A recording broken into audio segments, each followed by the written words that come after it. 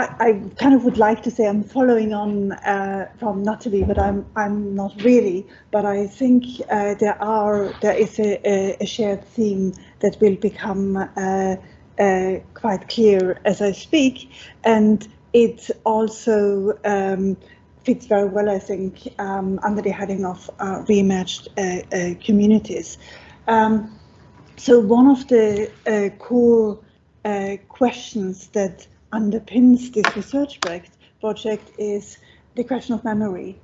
How do we keep the memory of the Holocaust alive in a time when the very last child survivors of the Holocaust are not going to be alive much longer? How do we keep the direct relevance in people's memory? And this seems particularly pertinent in a time when anti-Semitism is on the rise globally.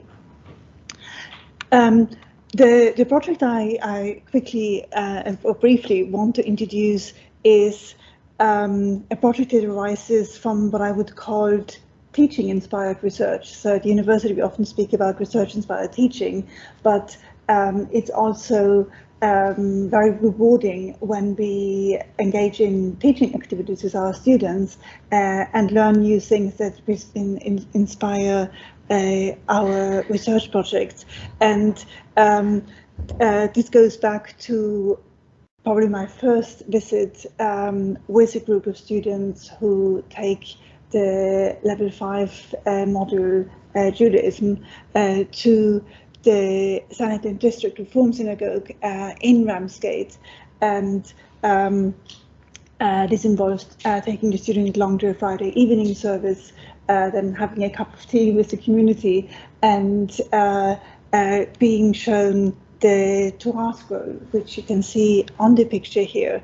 And it's a particular Torah scroll. It's a survivor of the Holocaust from a Czech town called Klatovy. And listening to this story and seeing this object, it occurred to me that there are many opportunities for students to get involved in researching the particular history of the Jewish community in Klatovy, and also thinking about how can material objects perhaps allow us to form a link to a community that was murdered in the Holocaust.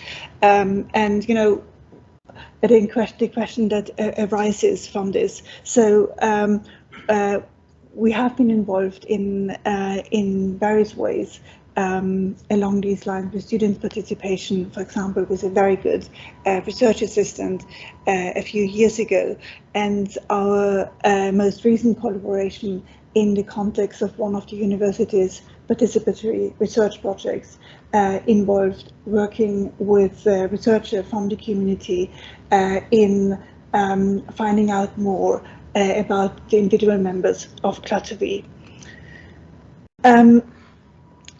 So what you see on the photo here are kind of images from the production process of writing Torah scrolls, so the specially produced ink, the quilt, and so on.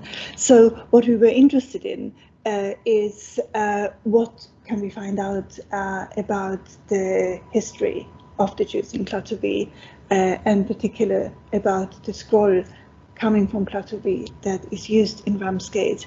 How are Jewish communities that have a scroll from Klatovy linked to each other, and how, if at all, can a material object aid in keeping the memory alive and aid in commemoration? So I need to show you a map. So again, I mean, not the most sophisticated map. This is a map from Google, but I just wanted to show you where Klatovy is. as you know, the Czech Republic is famous for its beer. So in terms of, it is a beer map, it's kind of halfway between Pilsen and Budweis, relatively close to the German border. And just for your orientation, Prague is here. So Klatovy is a small town.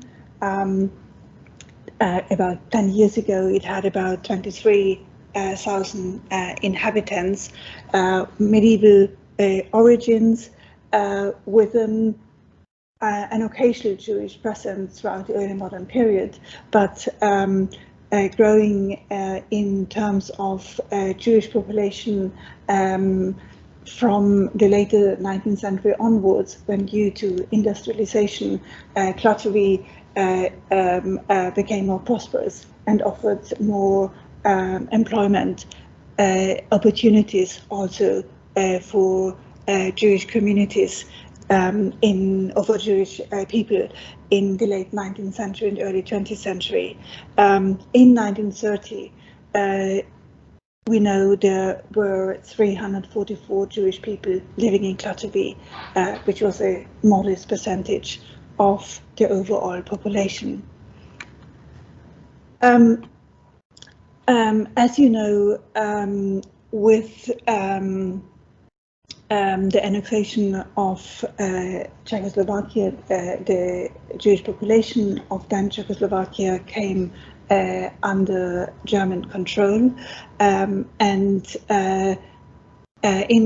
towards the end of 1942, there was of course a series of discriminations, limitations, then ultimately culminating in deportations, first to Theresienstadt, and for many Jews, then to Auschwitz. So this is an image from a very neatly typed German list of deportations. The numbers here are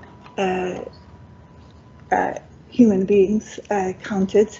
There were 3 deportations from Klatovy, not only from Jewish people from Klatovy, but also from the surrounding areas, who were gathered in the local grammar school in Klatovy and then deported. 246 Jews from Klatovy were deported, 20 of whom survived the Shoah. This of course meant that Klatovy was one of the many Czech communities that ceased to exist. Generally speaking, the only Jewish people who survived were those protected for some time because they were in a mixed marriage, but they were deported to Prague. So we know that hardly anyone from Klatovy, hardly any Jewish person from Klatovy survived, but the Torah scroll these people used for their worship survived. And the question, how did this happen, is an interesting one. For a long time, it was assumed that the Nazis wanted to create in Prague a museum supposedly called the Museum of an Extinct Race, and that they gathered ritual objects from across Czechoslovakia then to be shown in this museum. Only in the last 10 years or so, researchers from the Jewish Museum in Prague and from Germany demonstrated quite clearly that this has been an ongoing rumor, that there's no evidence whatsoever that there were plans for such a museum to come about. That actually the real story of why the ritual objects survived is much more moving. So it seems that the central Office for Jewish Immigration contacted all the Jewish communities and asked them to send their ritual objects, so their Torah scrolls, their candelabras, and so on, their books, to the Jewish Museum in Prague. And one can see this as an act of resistance of curators, of archivists who knew that they were not going to survive, but they did what they could to make that their objects survived, that the Torah scroll survived. And they did survive. So nearly 1,800 Torah scrolls were saved. So they are Holocaust survivors, quite literally. We don't know that much about the Clatterby scroll that is used by the community in Ramsgate, but recently I had the honor to be invited to a so-called Siyum ceremony. So Siyum is Hebrew for ending, so the end of the renovation or restoration process of the scroll, and the scribe came with the restored scroll back to the synagogue and wrote the final letters of the final word of the scroll with various communities members putting their hand on his shoulder. So a very moving process of the community participating in restoring their scroll, as it were. And he suggested that the scroll is old, much older than the Clatterby community, possibly dating back to the early 19th century. After the war, a few Jewish communities were re-established in Clatterby, only temporarily, because there were simply not enough people.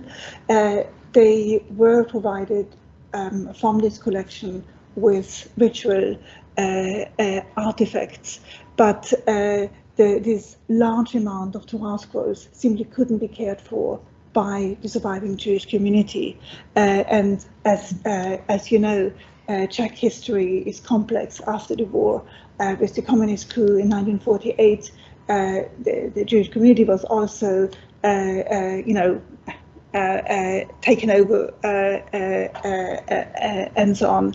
So for quite a few years, the Torah scrolls were stored quite inadequately in a former synagogue outside of Prague. And in the early 60s, a Jewish art dealer from London learned about these scrolls, which were, these are handwritten artifacts written on parchment, so organic materials.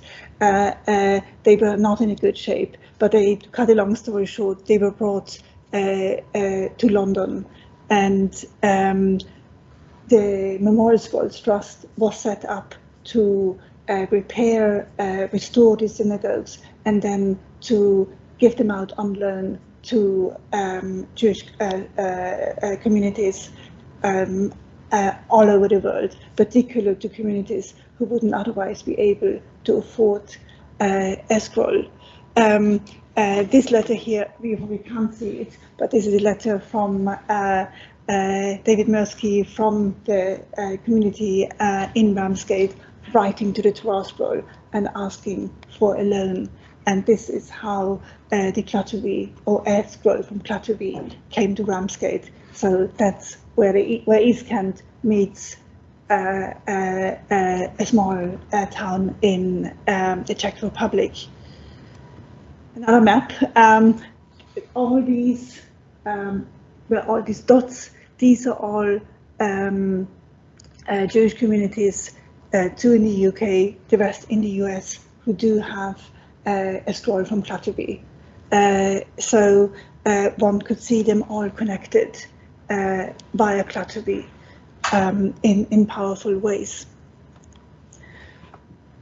It's not very often that, as a historian, that I quote someone who actually sits in the audience. So Ravi Cliff Cohen is here, so I hope you don't mind that I quote you, because I think this is a really important statement.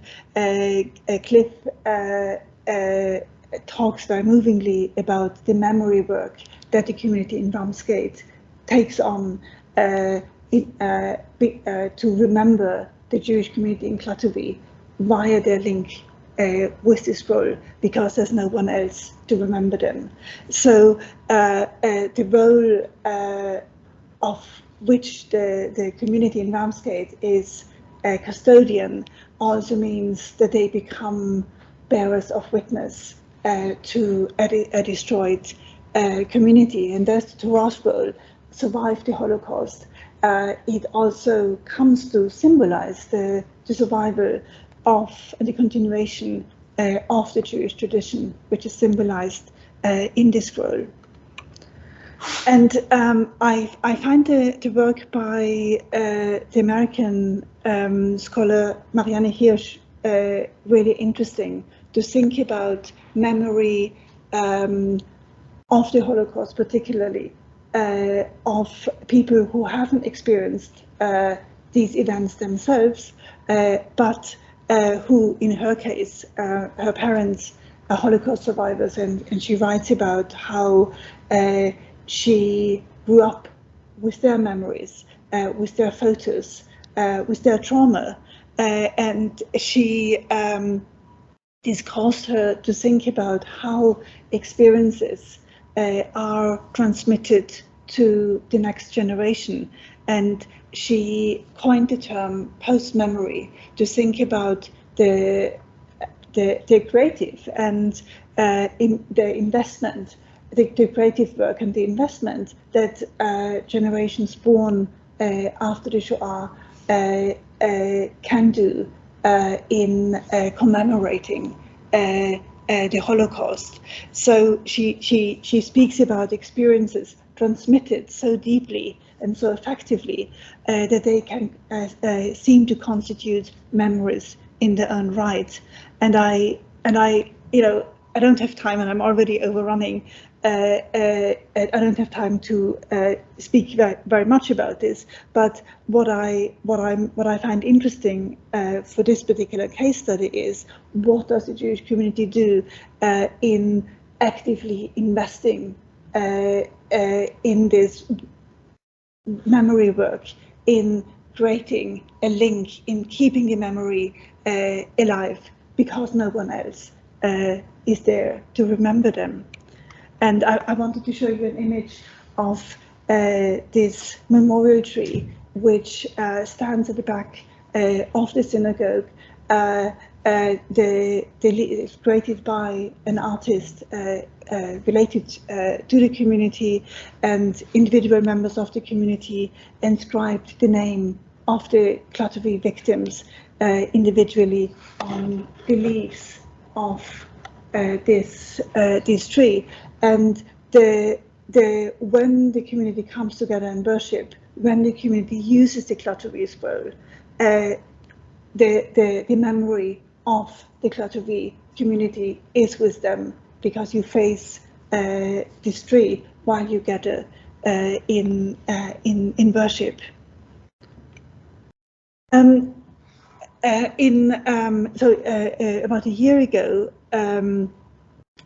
we started a participatory research project, and that focuses on the next step beyond the name. So in recent years, there has been a lot of discussion about the importance of remembering individuals. You know, we cannot grasp 6 million, but we can grasp individual stories. And one way of doing this is but really focusing on the individual. And one initiative is to, as it were, to twin a Jewish child today who is about to prepare for their bat or bar mitzvah with a child victim who never experienced their bar or bar mitzvah. So in a way, the Jewish child embracing their Jewish tradition at the age of 12 or 13, in a way does it also as an act of active commemoration, an act of post-memory for the child who was murdered by the Nazis. And the research assistant in the community did an amazing job in working through databases and finding as much information as we possibly can about individuals. And she also found photos, and photos really add an additional perspective. You know, we can, from names, from dates, from deportation dates, we can get a sense of some information, but it is very powerful if we have photos. And in the next sector of the project, this will become available online, and we'll also work on educational resources. But I really want to conclude with this image of photos from Jewish people in Klatovy. None of the people you see here survived, but I particularly want to remember Eva and Pavel Feldman. Eva was 9 years old when she was deported, and Pavel was 12.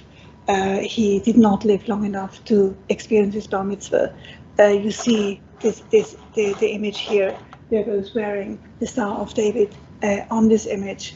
They were first deported to Theresienstadt and then Gast in Auschwitz immediately after their arrival.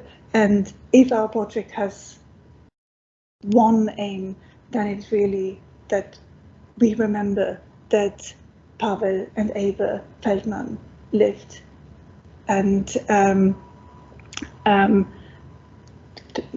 keep their memory alive for future generations.